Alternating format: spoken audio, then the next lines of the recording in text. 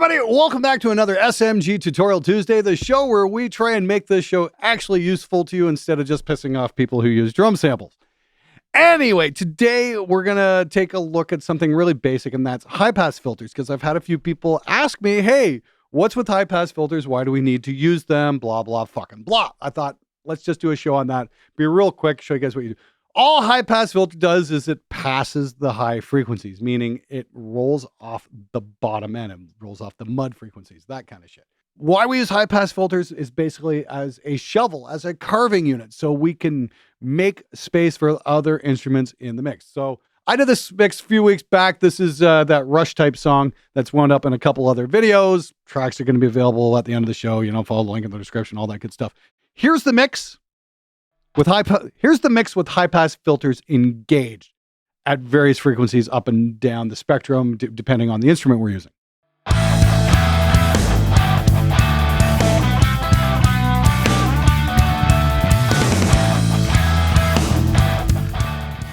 Now, here's the exact same mix with all the high-pass filters turned off. Let's see what happens here.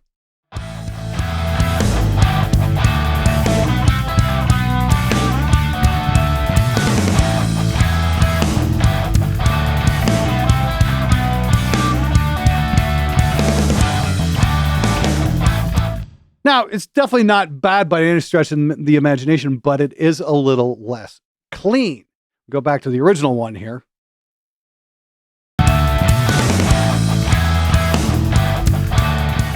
Snare's got a little bit more space. The bass isn't so boomy. You know, that kind of shit. It all just makes everything work together that much better. And ultimately, if we take a look at the bus compressors, what's going on, let me just set this up here. Hold on. If we take a look at the bus compressors, which kind of keep the bottom end under control. Here's it with the high pass filter mix engaged. About 4 dBs of compression on the bus. That's this right over here.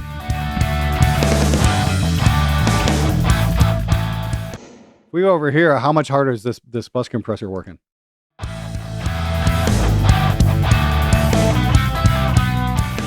Maybe a tiny bit, not that bad. Which is good to know.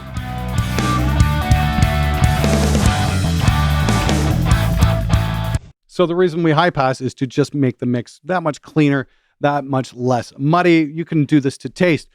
Generally, I'll show you guys a few things I like to use. And again, I'm using the PSP Infinity Strip on all of this here. I've got a real basic setup on the guitar bus. I got the high pass going to about 110 hertz. We're just, you know, taking out some of the crud.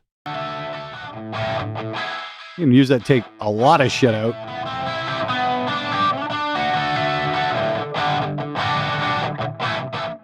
Few places I really like to high pass aggressively are the overheads. That's so we're just getting the nice zing off the cymbals. We're all the way up to 566 hertz here. That's with no high pass engaged. It's just that much more thump and ring and crud that we don't need. We're going to use the close mics on the drums to get the bottom end out of the drums. The overheads I'm just using for the air, so to speak. The room mics, again, I will high pass maybe a little more aggressive, a little less aggressively, all depending. Because that sounds pretty wicked. Is that actually doing anything?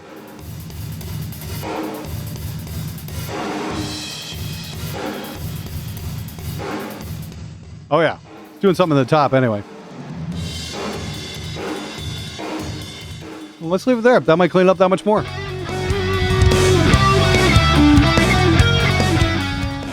Again, snare drum, we're just, 40 hertz, basically. We want some thump off the snare. I like that. Lead guitars, this is where it gets interesting. I actually came across this a while back, and I've been high-passing leads fairly aggressively just to clear some space out and make them sit in the mix that much better. Except in this case. We're going to high-pass this lead just to make it jump out in the mix a little bit better. So we're just going to add a node here.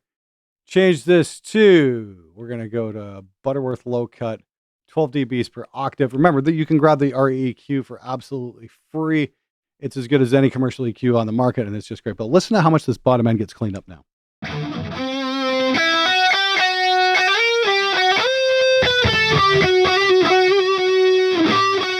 And that's just going to leave more space in the mix for the kick drum and the bass guitar and all that cool stuff. So let's take a listen out in the mix. See how far we can get away with it.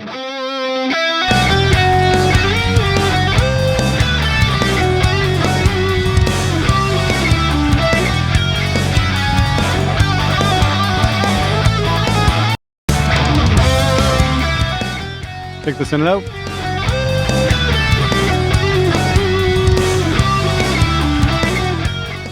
Yeah, that totally works. Great. It's just about cleaning things up and leaving space in the low end for the other instruments. This is one of the great keys to making your mixes work so the instruments will fit together better. It's just like basically a puzzle piece.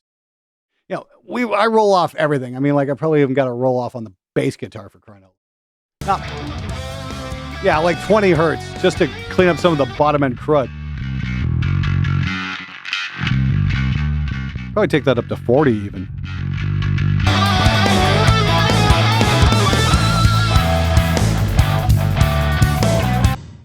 And roll-offs are where you want to be really judicious with, especially when you start working with kick drum and bass guitar. So let's go over to the kick.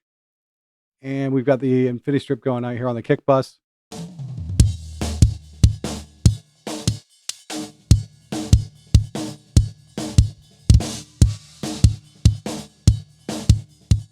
Take that all the way up to 60 hertz. That'll clean things up a little bit, that much more.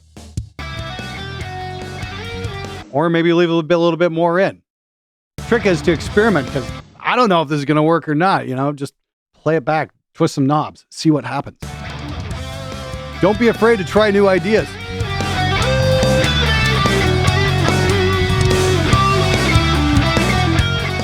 So in this case, I think I'm going to have the kick sitting a little bit lower in the mix than the bass guitar.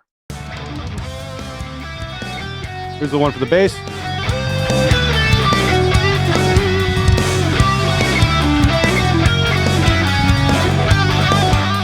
Yeah, we took a little bit of that extreme bottom end off the bass guitar. Now I can bring it up in the mix ever more slightly.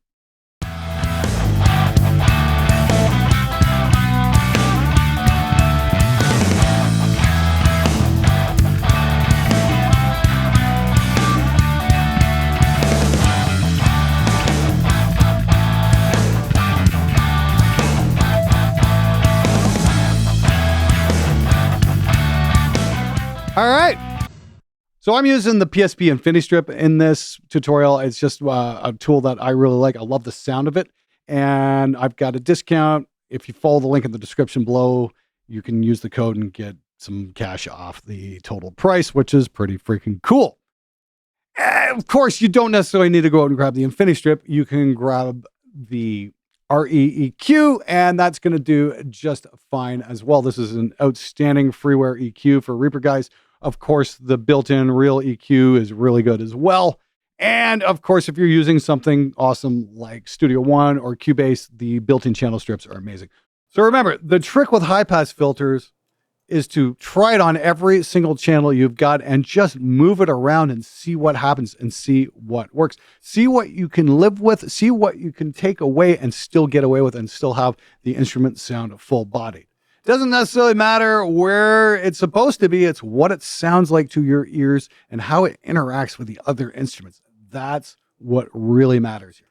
Anyway, if you found the video useful, be sure to hit the subscribe button. I'll see you back here next Tuesday for another tutorial. And until then, praise Crom and crush your enemies.